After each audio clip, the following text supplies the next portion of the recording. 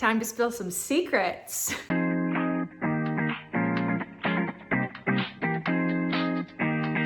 In case you missed it, on my Instagram story, I asked you guys, like, if you wanted me to spill my deepest, darkest secrets on the internet, which, like, who's gonna say no to that?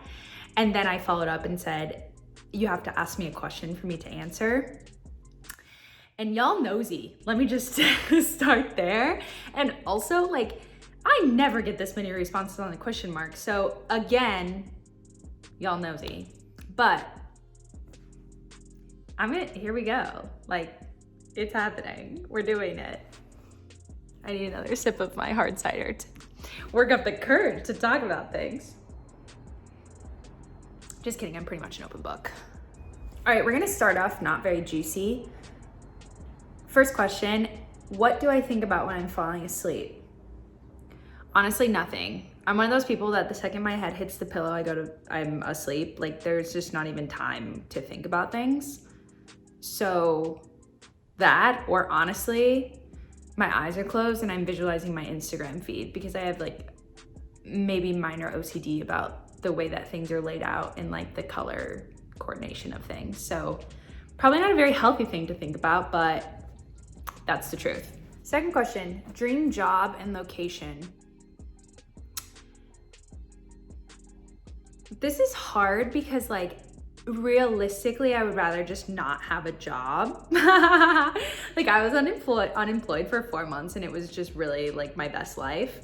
But also I didn't have any money, so that was kind of hard. So I really like what I do. Like, I work in social media. It's pretty much, I would say, my dream job because I love social media in my free time and then I get paid to do it also. So probably what I'm doing. Who's calling me? Will's calling. Do you have any deep dark secrets you want to spill?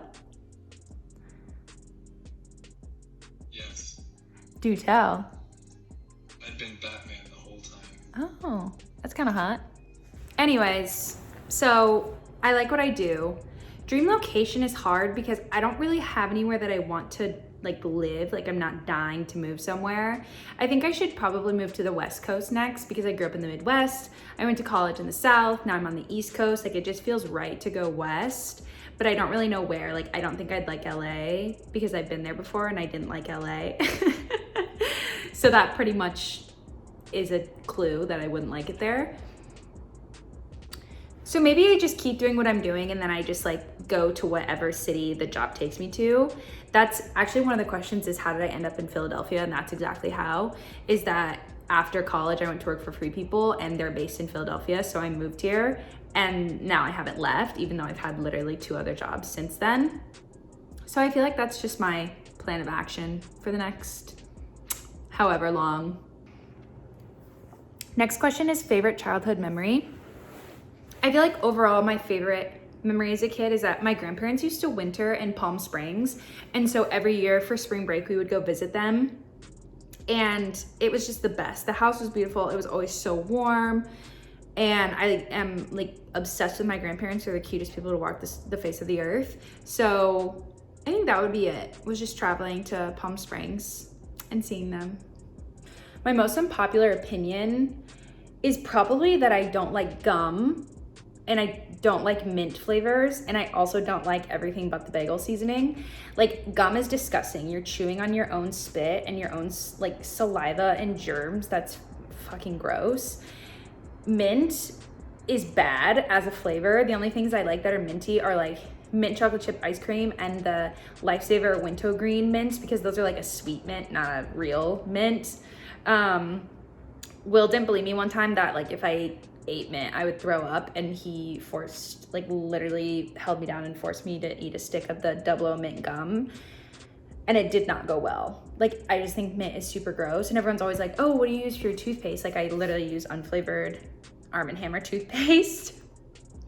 And then everything about the bagel seasoning, okay, it's not that it's not good, it's that it's so overrated. Like, it doesn't really do anything for me. I'd rather just actually have an everything bagel.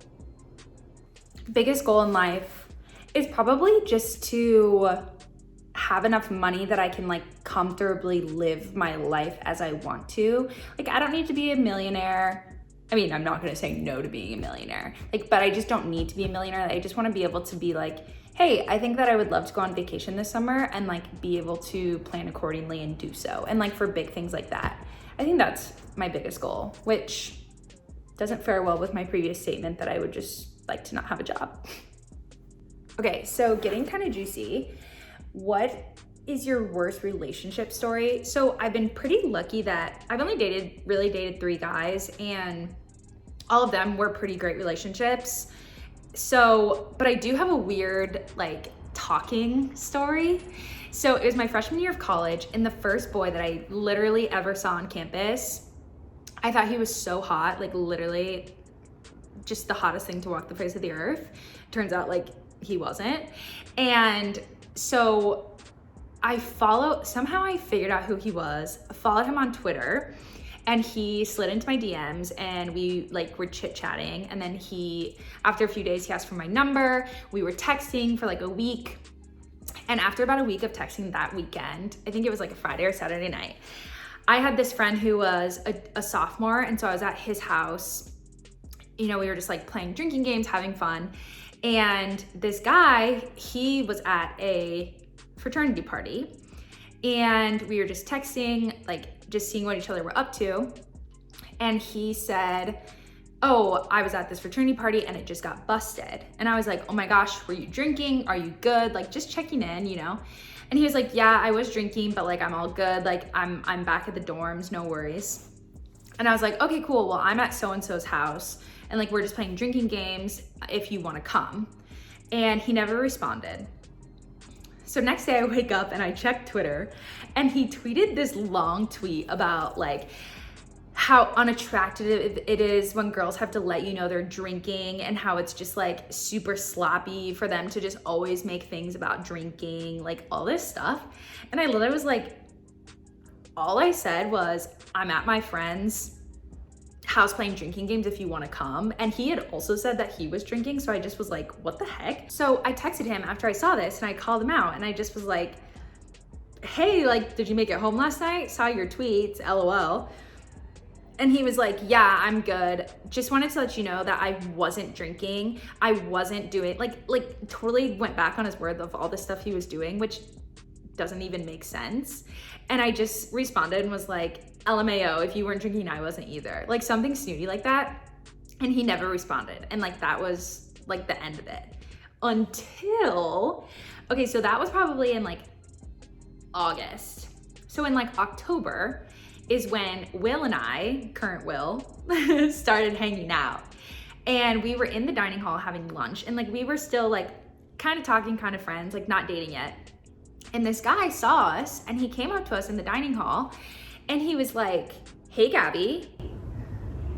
Like did one of those at Will, and I was like, what the heck? And I was like, oh, hey, so-and-so. This is Will, this is so-and-so. I like introduced them. And the guy was just like, oh, okay, well, great, good to see you. And just kind of like looked at Will and walked away. 5 minutes later, he texts me and he goes, so is that your boyfriend? And I was like, not that it's any of your business, but no, it's not. And he was like, okay, cool. And I was like, you're weird.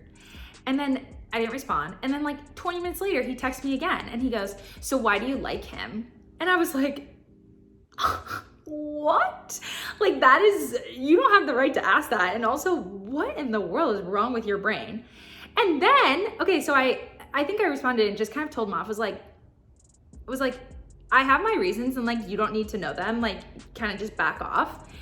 And for the next 2 months, anytime this guy would see Will on campus, would text me and be like, hey, just saw Will, winky face. Or like, Will looks so good today. Or like, just saw Will working out for you in the gym. Like just weird shit.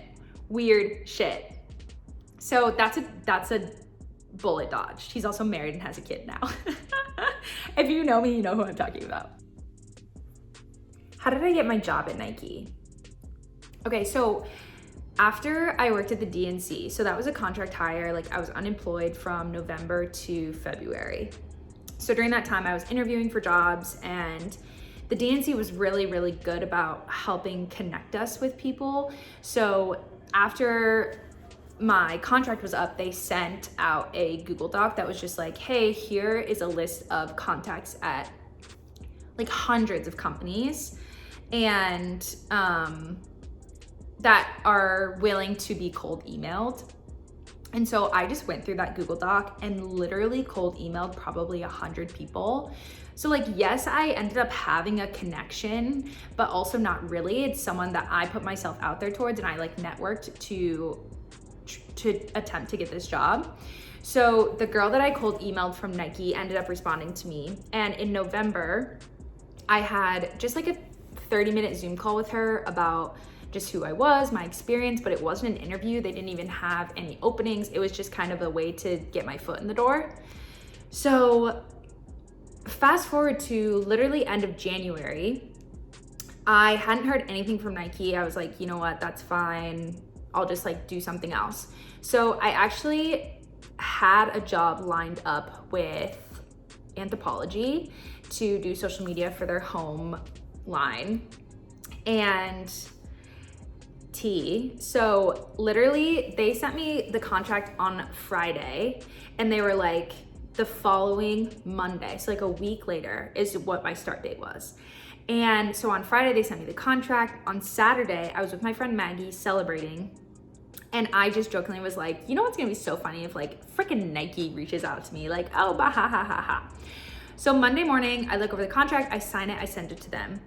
Kid you not, 20 minutes later, I get an email from Nike Recruiter and said, hey, a job just opened up. We would love to interview you. And I was like, are you freaking kidding me? Okay, but obviously I'm gonna interview, it's Nike, you know? So I interviewed with them on the phone Monday, did a video interview Tuesday, got the job offer Wednesday. And keep in mind, I'm supposed to start the next job like that Monday. So in like 5 days. So they offered me the job Wednesday, sent the contract Thursday, and then Friday I was going to email Anthropologie or call Anthropologie and tell them that I was no longer going to accept the position. And then it was super tragic because the person I was supposed to directly like report to was out of office. The recruiter was out of office. The other recruiter had quit. Like there was literally no one I could call to tell them that I wasn't starting on Monday. So naturally I freaked out and I just like sent them a really long email apologizing and like wishing them best of luck in their search. So that's kind of what happened. So it was just a whirlwind. I feel very lucky to have had both opportunities, but Nike is just like the queen of apparel, you know? So that's how I got that job. I'm a social specialist on the Nike sportswear account, so hit me with that follow.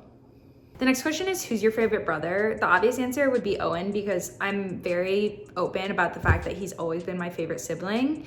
However, he's the only sibling that hasn't visited me yet. So, Owen, if you're watching this, you know what to do. AKA text mom and tell her to buy you a plane ticket. The worst thing I ever got grounded for. Okay, this is like such a tragic story. So growing up, on our street, it was like all boys, and they were all Justin, my older brother's age, so like 2 to 3 years older than me. And I was such a tomboy growing up, and so I always wanted to hang out with them.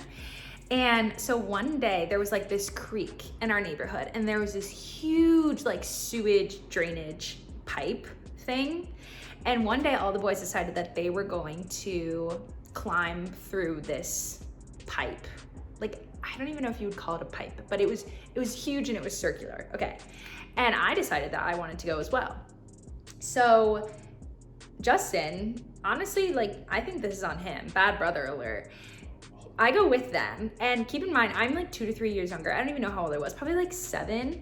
And so I'm so small. So they all like, you know, arms and legs out. They're like Spider-Manning through this thing, and they all make it. They're like, yeah, that was sick, bro. And then they're like, come on, Gabby.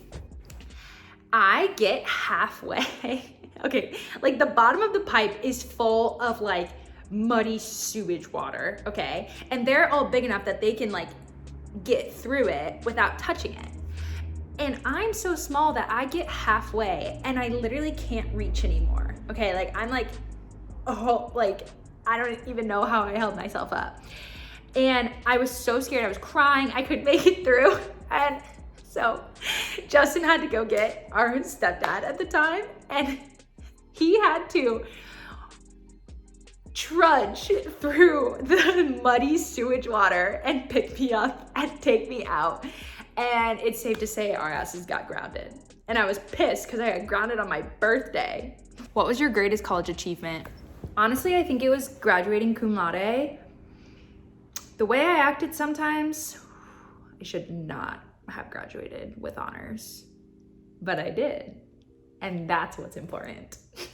The next question is, what's your most embarrassing moment? I literally can't even tell this story without laughing. Okay, so I grew up a competitive gymnast, which is, you wouldn't expect because I'm tall, but I grew a ton. That's like not the point of this story. But in college, I feel like I'm talking a lot about college, but that's because, you know, that's like the most recent thing since COVID and everything. So in college, I would always be like, yeah, I can do a backflip. I can do a backflip. I can do a backflip. And sometimes I would pull it out and I would do a backflip. But it just so happened that every time I would, Will wouldn't be there. And so junior year, okay, like backstory, junior year, flag football. Intramurals were a really big thing at Baylor, and like I was the intramural chairman for my sorority. Like I loved being competitive and I loved running around. So in a playoff game, I broke my hand and like ended up having to have surgery. And so I'm in this cast, okay, and it's Will's fraternity semi-formal. So we're all dressed up, I'm in a cast, and we are at the event, and I am, for lack of better words, hammered. And Will says to me, bet you won't do a backflip. And like usually when he says that and like I'm not in a space where I can do the backflip, I'm like, you're right, I'm not gonna do it. But you know, something in me, aka like the alcohol, was like, you know what? Like, F you, man, I'm gonna do a backflip. And he was like, what?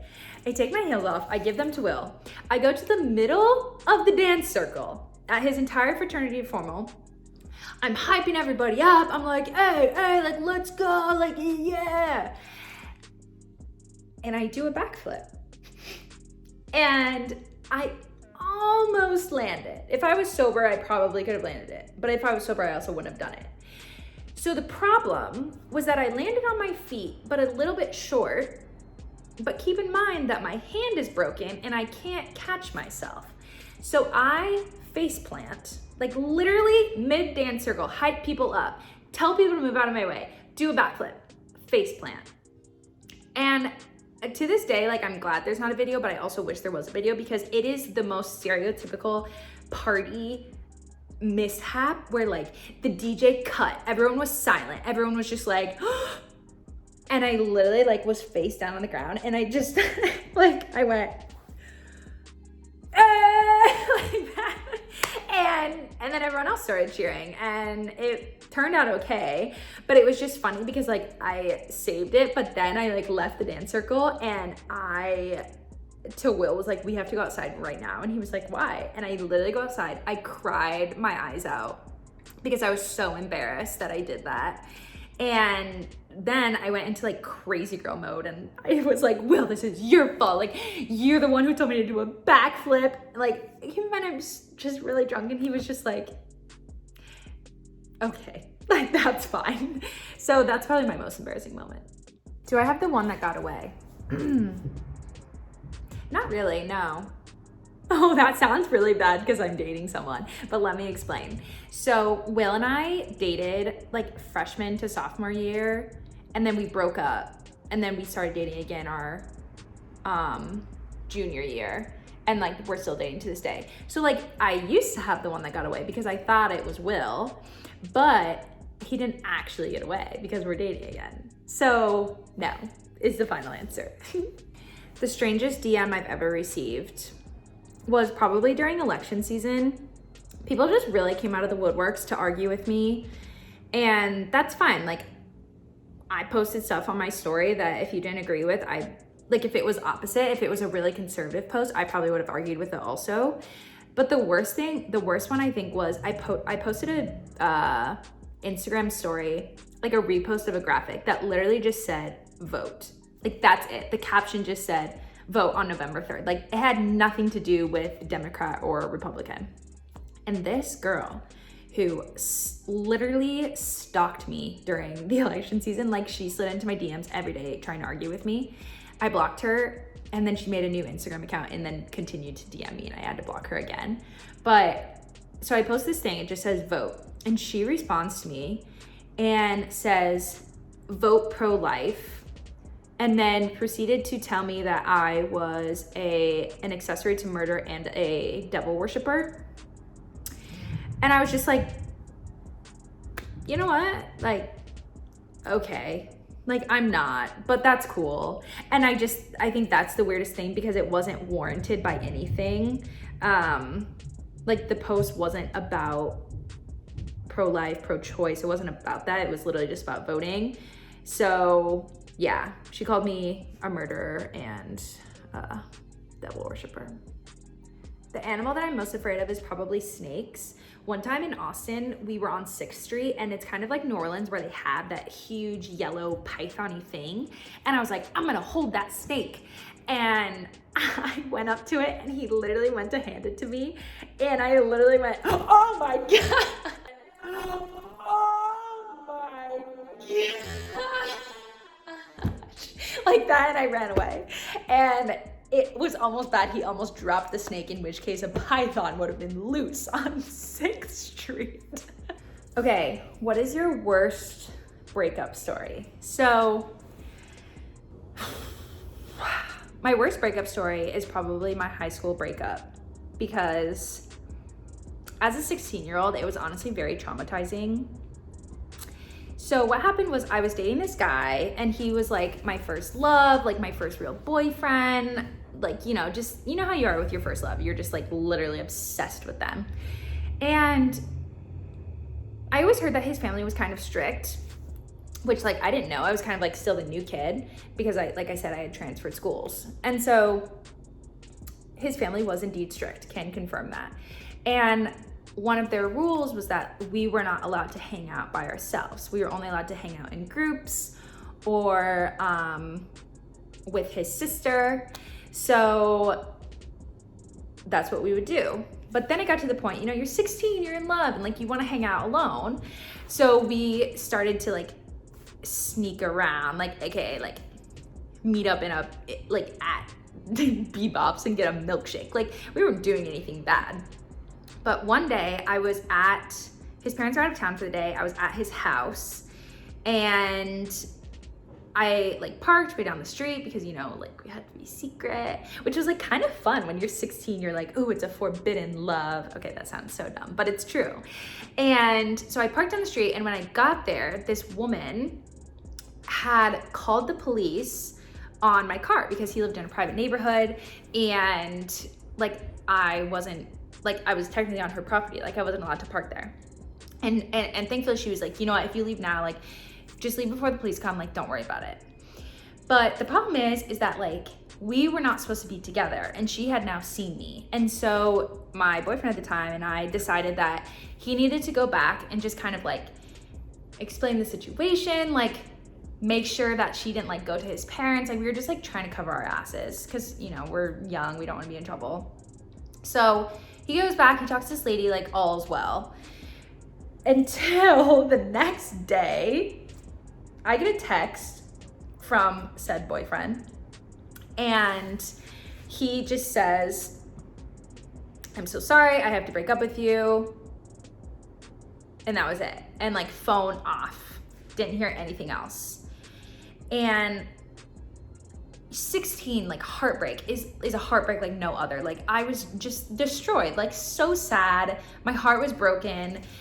I didn't know what happened. I didn't know if it was a joke, you know, it was just like sad. So the next day at school was the first time that I was able to talk to him. And of course, like it sucked that we were at school because like, you know, you're at your locker and I'm like trying not to cry. And so I guess what happened was this woman, so my now ex-boyfriend, you know, he like explained our situation that we weren't allowed to hang out together. And this woman went to his house with a plate of cookies and said to his mom, answered the door and said to his mom, hi, like I live down the street. I met your son and his girlfriend yesterday. And his mom was obviously confused because we weren't supposed to be hanging out. And she explained like what we looked like, and his mom put it together. And the lady said, I just came over to talk to you because, you know, I just really don't think it's fair what you're doing to your son. You know, racism is not okay. So this woman that didn't know this family, apparently based on whatever my boyfriend at the time had told her, thought that they were racist towards me for dating him. And like, I'm not making that claim. I'm just strictly telling facts right now. And his parents got pissed and made us break up. Understandably why they got pissed. And so it was like his dad that texted me breaking up with me. They took his phone, they took his car. He wasn't allowed to talk to me. Like, just really, really sad as a high school girl, like losing your first love because of like someone else's decision. So that's probably my worst breakup story because it was tragic in so many ways. Okay, the last question that a bunch of you asked was, in general, what is your deepest, darkest secret? I don't have actually a deep, dark secret. And if I did, you know, I probably wouldn't share it on YouTube because then it wouldn't be a secret anymore. But I will share something that is so freaking embarrassing, but it's been long enough that now it's funny. So in high school, that boy that I just talked about, that breakup story, I was so infatuated with him that we met in English class and sat next to each other. I'm like, oh my God, so rom-com of us. And I heard him once say that he loved Rihanna's new song, Stay.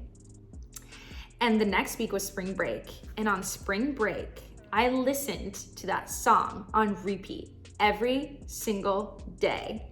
So that when we got back to school from spring break, so that when we sat next to each other in class, I could sing that song under my breath, I want you to stay, have him hear it, and then become a conversation starter about how much we love this song. And that's the mic drop on my deep, dark secrets. If you liked this video, you know, like, comment, subscribe. Catch you on the next one. Okay, bye.